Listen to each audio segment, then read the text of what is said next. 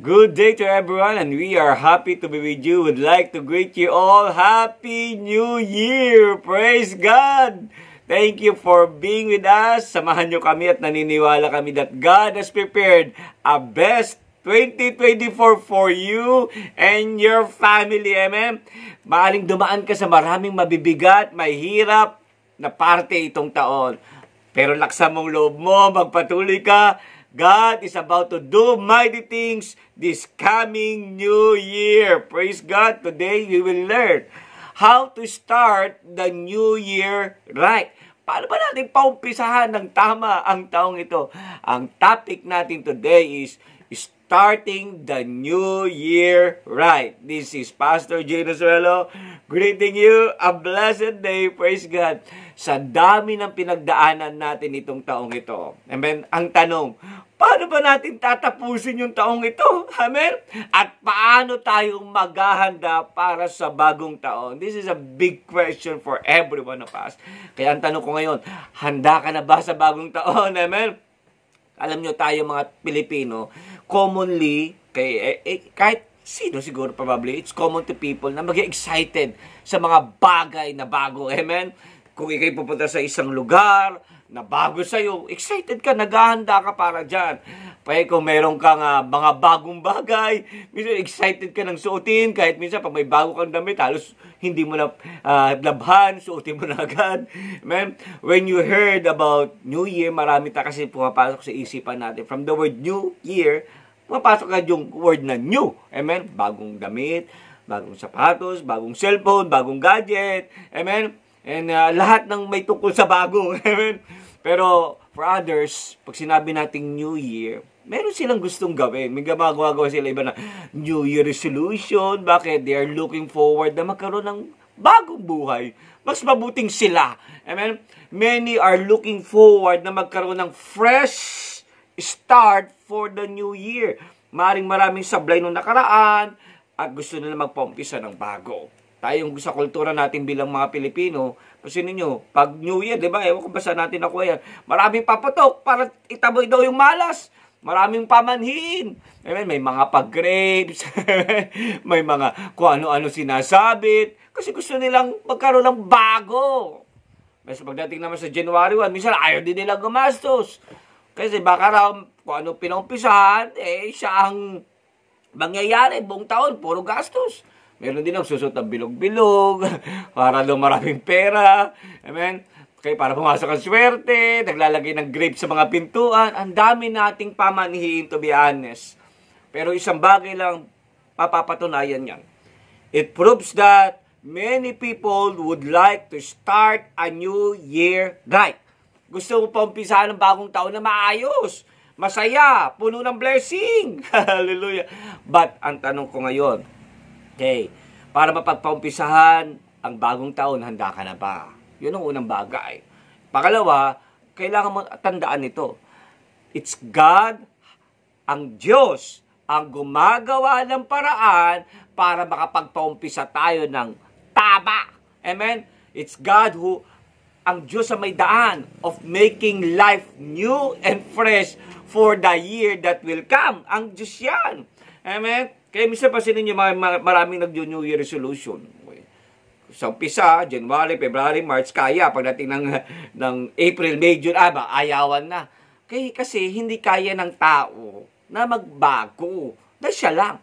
Kailangan natin ng Diyos. Kaya kung gusto mong pagpaumpisa itong taon ng tama, unang dapat mong gawin, isali ang Diyos sa buhay mo. Isali si Jesus sa buhay mo. Amen? Kaya nga, before we become excited sa bagong taon, we need to end this year with right attitude.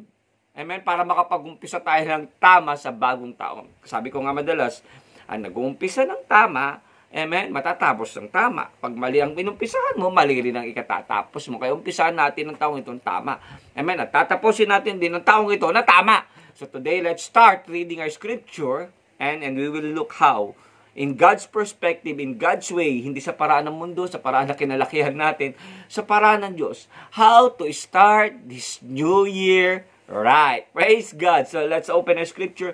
Psalms 77, okay, verse 11 to 15. Okay, awit 77 verse 11 to 15. Sabi diyan, kaya aking babalikan, gunitain ng ginawa. Ang maraming ginawa mong tunay na kahanga-hanga. Sa lahat ng ginawa mo, ako'y nagbulay-bulay. Magbubulay-bulay ako sa diwa at ko at isipan. Verse 13, ang daan mo, Panginoon, ay tunay na daang banal at walang nalang ibang Diyos na sa iyo'y ipapantay. Verse 14, ikaw ang Diyos na ang gaway tunay na kahanga-hanga. Iya'y kadakilaan mo'y nahayag na sa nanilikha. Verse 18, dahilan na iyong lakas, mga hirang mo'y natubos ang lahat ng angkan ni Jose at ni Jacob. Praise God, let's pray. Father God in heaven, thank you, Lord, for letting me to share how to start this new year right by your way. Not our way, Lord, but by your way. Holy Spirit, guide me and may I proclaim Jesus in the midst of your people. Thank you, Lord, in Jesus' name. Amen. So today, aaralin natin yung tatlong T.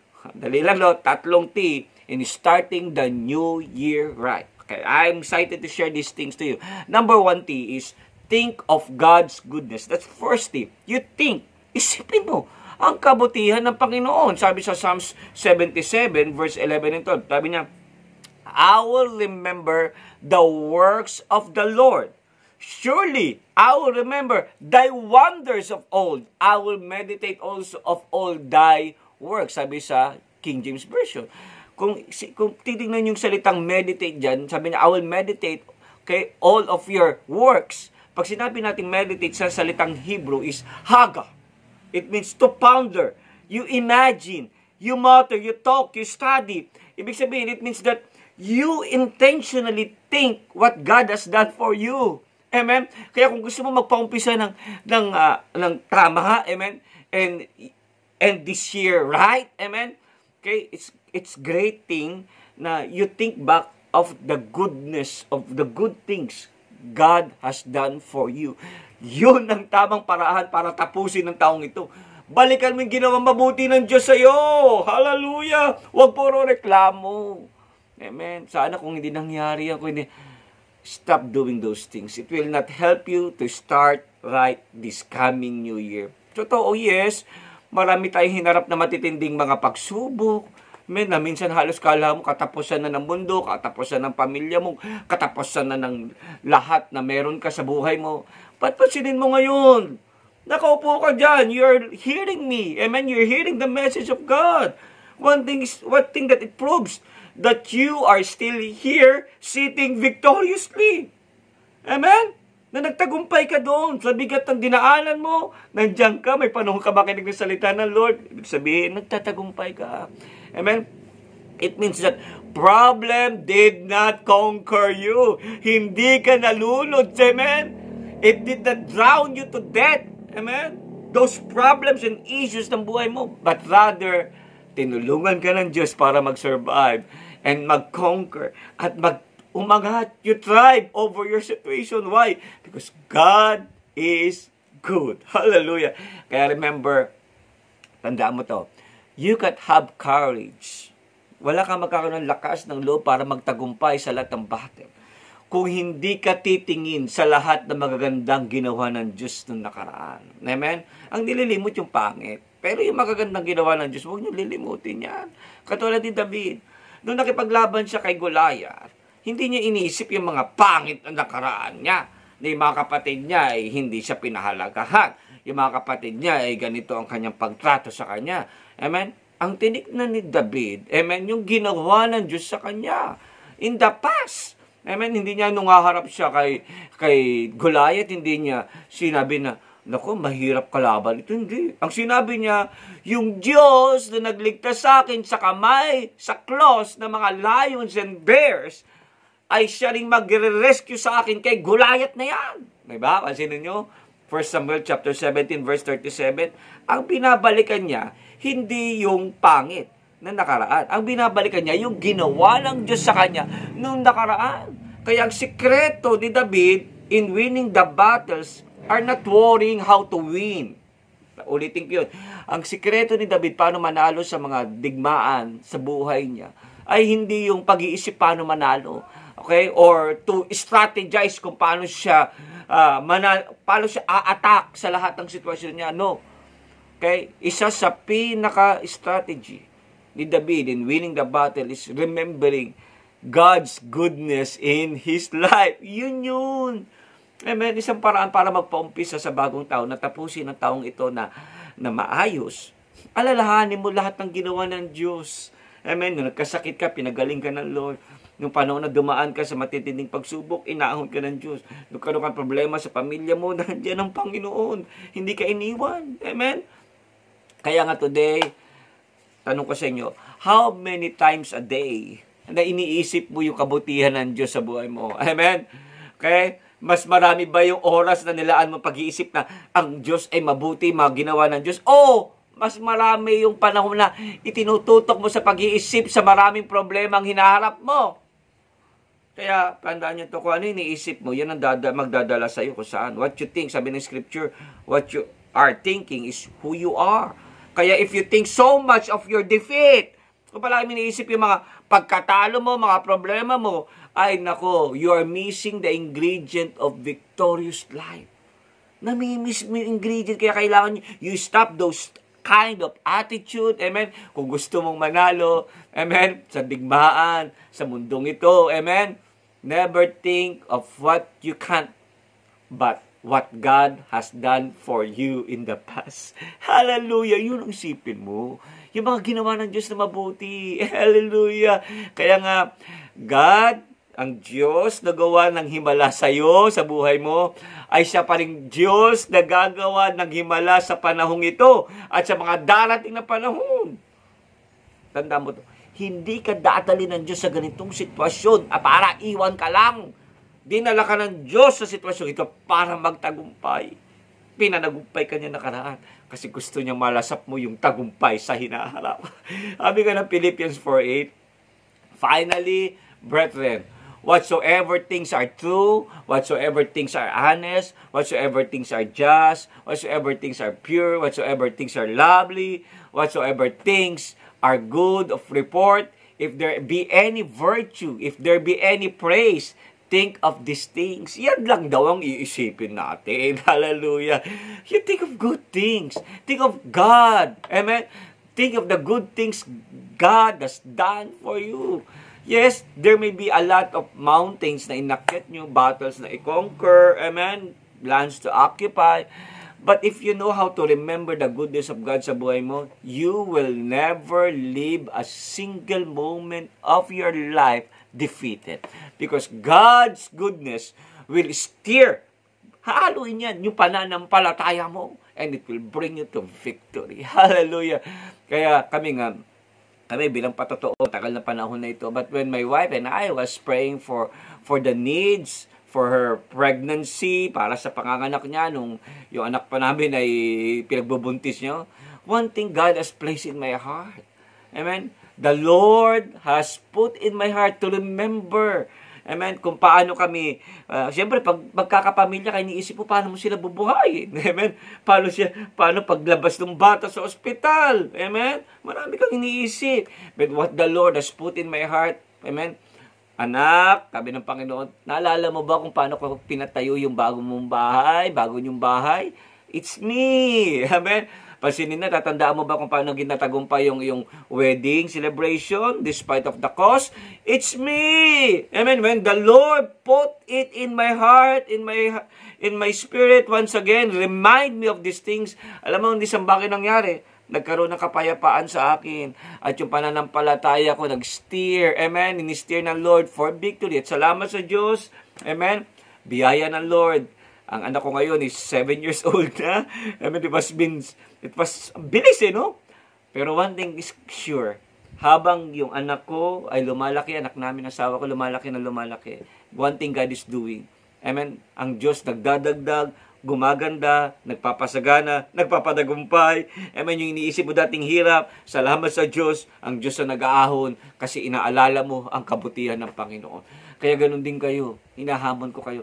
Magpapaumpisa tayo ng bagong taon, isipin mo yung kabutihan ng Panginoon na ginawa sa iyo nakaraan. Kasi yun ang paraan para magtagumpay ka. Pasilin nyo kung bakit sinabi ng Diyos kay Joshua.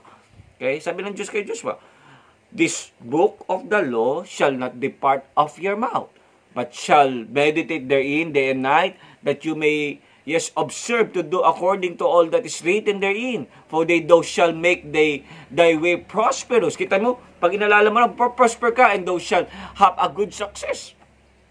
Kaya kung titignan niyo yung scripture niyan sa Joshua, chapter 1, kaya ba't sinasabi ng Panginoon na, alalahanin mo yung sinasabi ko sa iyo? It's because the book of the law is filled with God's goodness. At sinasabi ng Lord, i-meditate mo yan kay Joshua. Sabi niya, para maging matagumpay ka at magkaroon ka ng good success. Ganon din sa atin. Take note of this. Ang pinakamahalagang ingredient sa isang successful na buhay kay Jesus. Una, si Jesus, mahalaga yan sa buhay mo. That's very most important ingredient in your life. Pag wala si Jesus, sabi niya ni Jesus sa John chapter 15, kung wala kayo sa akin, wala kayong magagawa. Okay? Sabi niya, unless na communicate sa amin, doon lang kayo magbubuga. Yun ang sinabi ni Jesus. Paano naman kung nakay Jesus ka na? Ang ingredient ng tagumpay na buhay, kapag nakay Kristo ka na, is thinking of God's goodness in you. Hallelujah! Yun. Isipin mo, kabutihan ng Diyos sa buhay mo. Nakay Kristo ka na.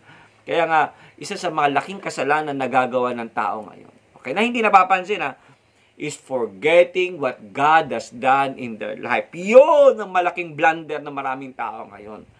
Kung kalimutan mo ang kabutihan ng Diyos. Kasi pag kinalimutan mo kabutihan ng Diyos, pupunta ka sa tinatawag nating survival mode.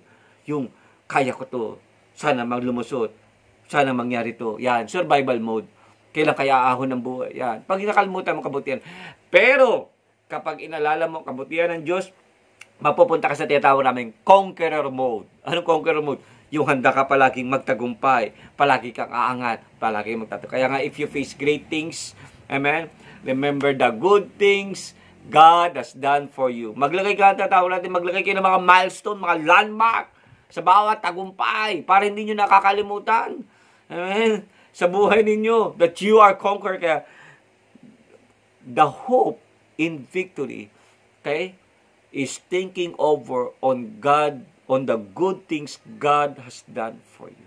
Kaya itong bagong taon na darating, amen, matatapos na itong taon 2023 and we're facing again 2024, this new year is coming. You may not know ano ang darating sa bagong taon. Amen? Okay? Anong pwedeng mangyari. Pero tandaan nyo to. If you remember God's goodness, you already won half of the battle. Hallelujah. Take note of that. Kapag inalala mo ang kabutihan ng Diyos, nanalo ka na ng kalahati. Because most battles are not won in the field. Battles are won on the heart. Sa puso pa lang, kapag tagumpay ka na sa puso mo, panalo ka na doon. If your heart are filled with God's goodness, it is almost done. You will have the courage to act on things other na iniisip ng marami na imposible. Kaya nga sa buhay na ito, hamon ko sa inyo. Okay? You think of God's goodness.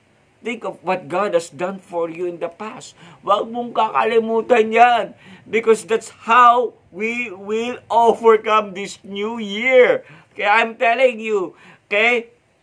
To end this new year, remember well God's goodness. His goodness. Amen? Because conquerors, tandaan nyo to, are not forgetful of good things. They remember every victory they have and kept it in their heart. Kaya tapusin natin ang taong ito, and start the new year by remembering God's goodness. Think, firstly, of God's goodness in your life. That's number one. Number two, okay, the second T is you testify God's goodness. You talk about God's goodness. The second T. Psalm 77 verse 12b says, I will meditate also of thy works and talk of thy doings. Okay, pansinin nyo, remembering is not only thinking. Okay, sino sa scripture na, pag nakaalala ka, hindi mo lang naisip. Pag naalala mo, sinasabi mo rin. Pansinin nyo ito, if you notice, when you remember a certain person, ay, naalala ko, di ba? Naalala mo siya, pero hindi lang natatapos sa isip mo. Sinasabi mo. Amen? Same sa buhay natin ito. When you remember the goodness of God, you talk also of those things. It means your heart and your mouth are connected. Mag-connect yan. what you have in your heart comes in your mouth. Kaya kung naalala mo yung kabutihan ng Diyos sa puso mo, sa buhay mo, lalabas siya sa bibig mo. Sabi nga ng scripture, di ba? For out of the abundance of the heart, the mouth speaketh. Matthew chapter 12, verse 34. Kaya as you remember the goodness of God in your life, start to tell also to others. Sabihin mo sa iba. Amen? Huwag mo sasarilinin. Kasi yun ang tamang paraan para magtagumpay sa bagong taon. You speak the goodness of God. Amen? You talk about what God has done for you. Hindi mo lang naalala, hindi mo lang na-meditate, sasabihin mo rin. Why? Kasi nasabi ni David sa isang kanta niya, declare His glory among the heathens, His marvelous works among all nations. For great is the Lord, and greatly to be praised. He also is to be feared above all gods. Sabi sa 1 Chronicles chapter 16, verse 24 and 25. Kaya as you end this year, share your great experience to others. Bakit kailangan may kwento? Nakakaya pa baka sabihin nila, nagyayabang ako sa kabutihan ng Diyos sa buhay ko. Hindi. Amen? Maliban sa paraan ng pagsasalita mo, kung siguro kung mayabang ka magsalita, talagang makikita nila mayabang ka. But if you say the goodness of God, filled with humbleness in your heart, that ang gusto mong may taas, ang Lord, hindi ikaw, amen? Tanda dito mangyayari niya, it will strengthen them. Papalakasin sila. And bibigyan sila ng Diyos. God will encourage them na yung Diyos na gumawa sa iyo ng mga lalaking bagay ay pag sila'y magtiwala sa Diyos, ay siyang ding Diyos na gagawa sa kanila. Hallelujah. Amen. Kaya remember, your testimony is honoring the Lord by bearing witness to others about His good work in your own life. Kaya yung testimony mo, okay, sabi mo, mabuti ang Diyos ay mapagmahal. Amen. Testimony mo yan, na yung gospel na nababasa nila sa scripture, yung gospel na naririnig nila, ay totoo. Amen? Because what God has done, di ba sinabi, God is the God that healeth, dinabasa ng scripture. Pero pag ikaw magte-testimony ka, na pinagaling ka ng Diyos itong taon na ito, it put flesh to the word. Amen? To the gospel. It put flesh and blood to the gospel, the truth of the gospel. Kaya nga, yung spoken words about God's goodness, mahalaga yan. Sabihin mo. Amen? It invigorates. Amen? It excites. Sabi ko, lahat na nakakarinig. Diba? Ang Diyos ay totoo. Ang Diyos ay mabuti. Ang Diyos na gumagawa sa ating kalagitnaan. Kaya I tell you, you speak. Sabihin mo, ikwento mo. Oh, diba? Katulad kanina, ikwento ko sa inyo kanina. Na kung paano kami nilusot noon ng Diyos, ilulusot din kami ng Lord ngayon. At hindi lang yun, pasasaganahin at pananagumpahin tayo ng Panginoon. Sabi nga ni Scripture, I will tell of your name to my brothers. In the midst of the congregation, I will praise you. Sabi Psalms 22, verse 22. What do you feel when you hear the person you are talking was healed by God? Diba? Okay, or someone telling you that God has provided an extraordinary way. Sabi, ay, binigyan ako ng Diyos ang bagong bahay. Ay, may nagbayad ng grocery ko kanina. Ay, pinagaling ako ng Diyos. Pasinin nyo, admit it. Amen? Okay? Aminin mo. May epekto yan sa'yo pag naririnig mo. Ang madalas yung narinig nyo, sana all. Diba? Sana all. Yan, epekto nyan eh. I-admit mo yung effect. But, one thing really put in their heart. Amen? Na nakaka-encourage. Sa totoo lang. Kaya sasabihin, sana all, sana maranasan ko rin. Na-encourage ka. Because, if God can do it for them, yan ang mentalidad. Kung Diyos nagpala sa kanila, He can do it also for me. Katulad ng isang Samaritan woman sa scripture. When nung narinig niya yung good things Jesus has done, lahat na sinabi niya, ginawa ng babae, tumakbo siya papasok doon sa kanilang town, and sinabi niya sa marami na na-meet niya si Jesus, at sinabi niya lahat ng ginawa ni Jesus sa kanya, maraming lumabas at nakita nila si Jesus, at maraming naligtas, nakaranas ng kabutihan. Kaya nga sabi nga ng John chapter 4 verse 28 and 30, the woman then left her water pot and went her way into the city and said to the man, come see a man which told me all the things that ever I did. Is that this the Christ? Then they went out of the city and came unto him. Your testimony will not only bring victory to you, but also victory to others. Kaya sabi mo, huwag mo lang iisipin, sabihin mo rin. Kaya nga, telling others the good things God has done in your life is sharing God's goodness to them. May kapangyarihan yan. Kaya huwag mo i-underestimate yung testimony mo, yung sinasabi kabutihan ng Diyos.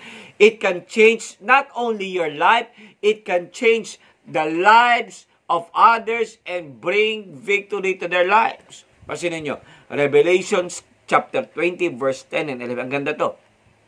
Sabi dito, said to overcome Satan, sabi dito sa scripture, sabi niya, by the blood of the Lamb and by the word of their testimony. See how to overcome the devil? It's by the blood of Jesus and it's by your testimony.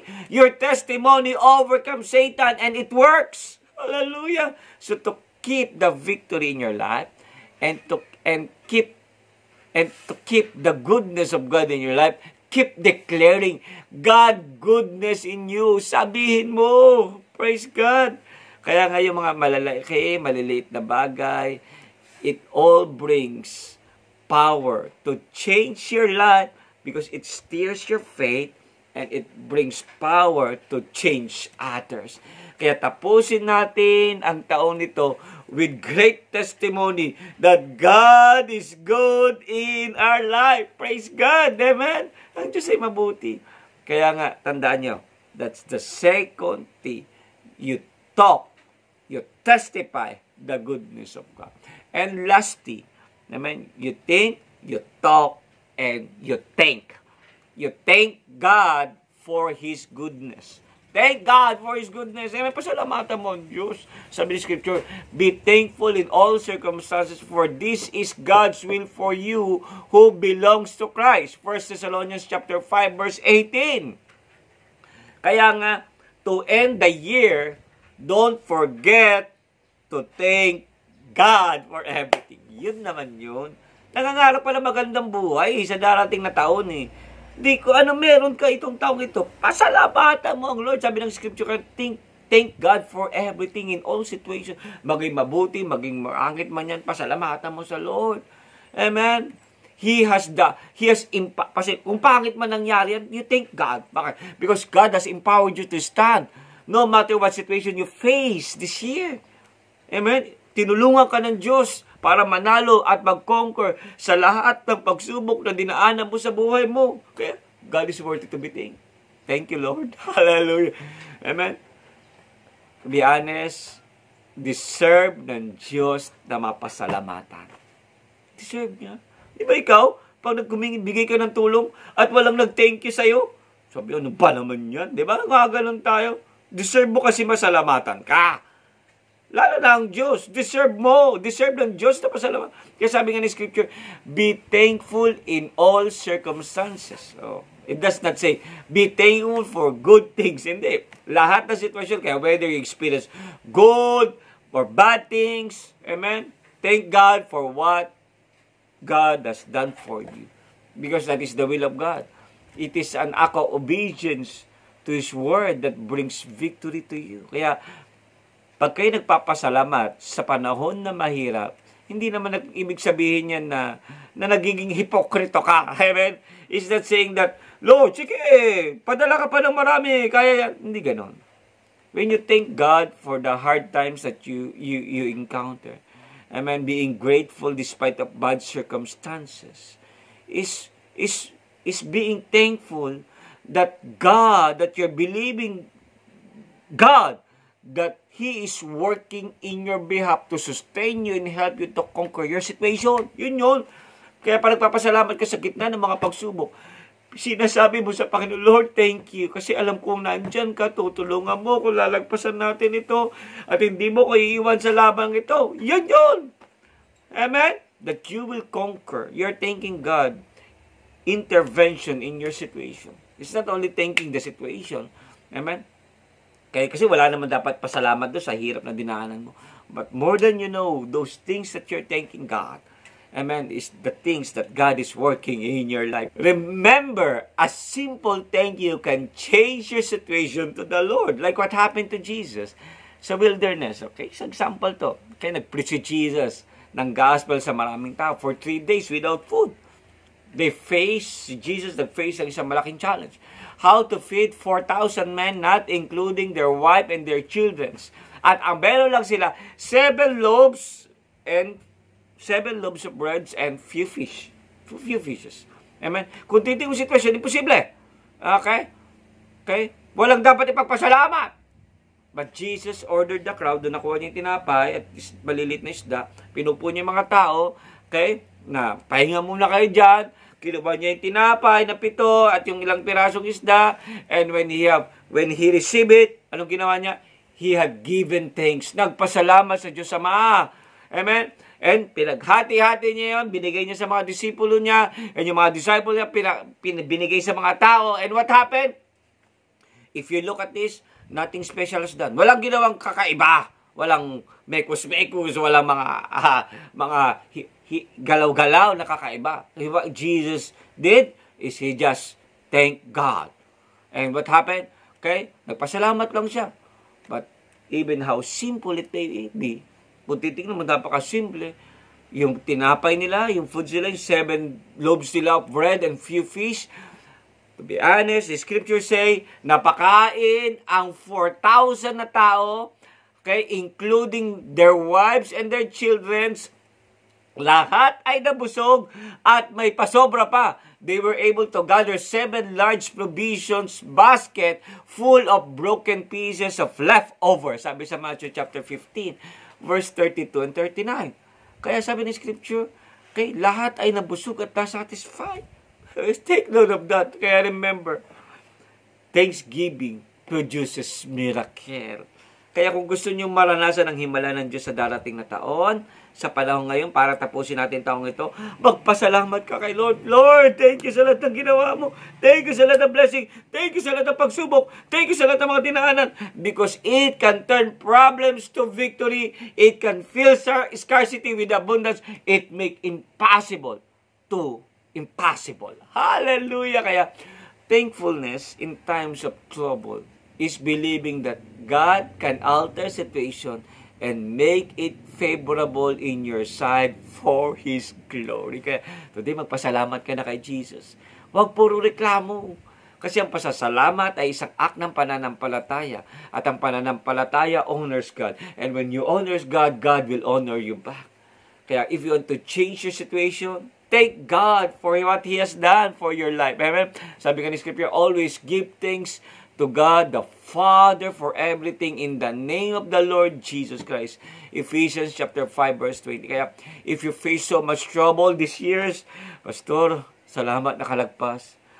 But don't forget the good things you have received. If you count them all, kung bibilangin mo lahat yan, isa lang alam ko, it will always outweigh your troubles.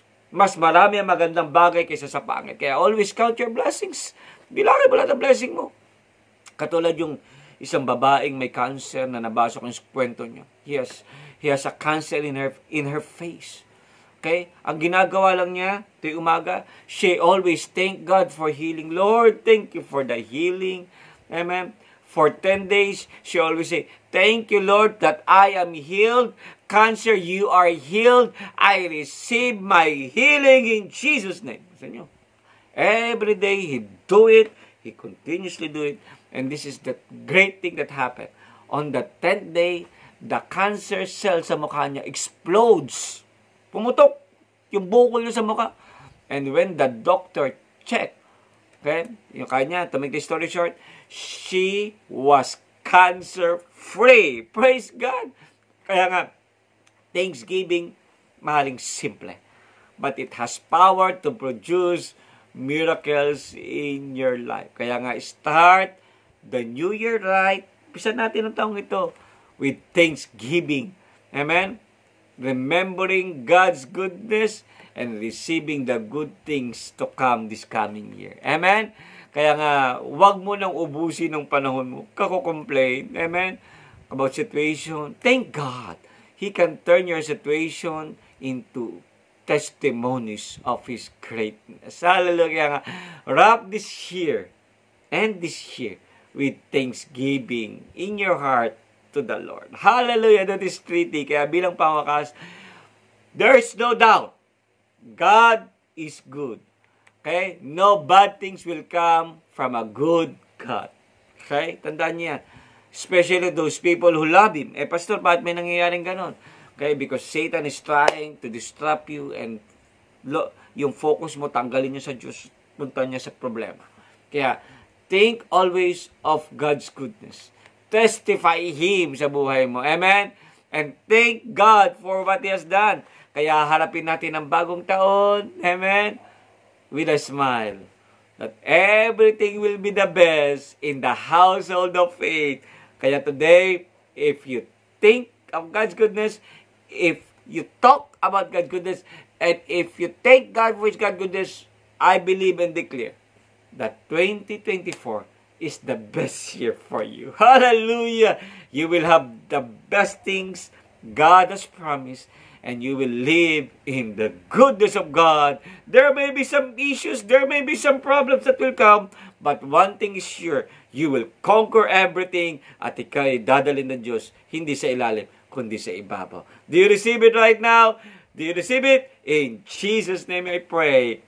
Amen. Today, I will not end this broadcast without giving an opportunity to accept Jesus. Alam mo, ang buhay na ito nagpapaganda ay si Jesus. Kaya kung gusto mong maging matagumpay ang 2024 mo, let's start with Jesus. Amen? We end this year right by accepting Jesus as your Lord and your Savior. Kung nais mo tanggapin si Jesus sa buhay mo, just follow this simple prayer. Sabi mo, Lord Jesus, today, forgive me for all my sins. Lord Jesus, I accept you as my Lord and my Savior. Fill me by your Holy Spirit and empower my life in Jesus' name.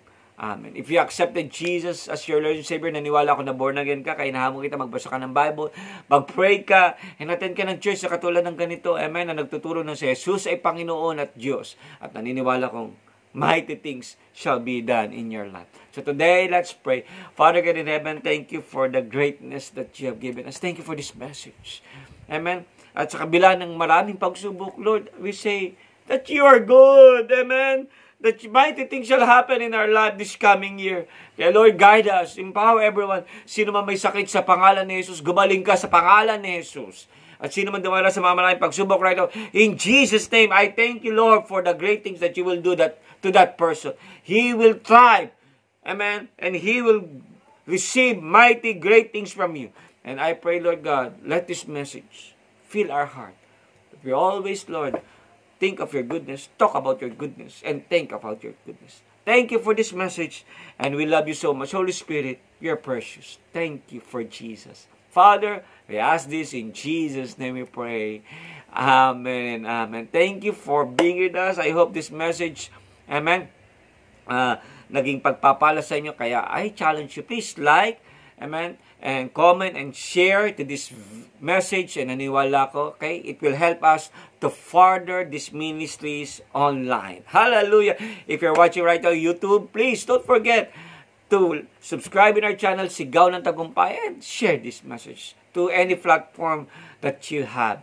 And another is, if you're watching in Facebook, please like our page or follow our page, Sigaw ng Tagumpay. Ganun din ating church page, Prayer of Faith Church Worldwide Ministries.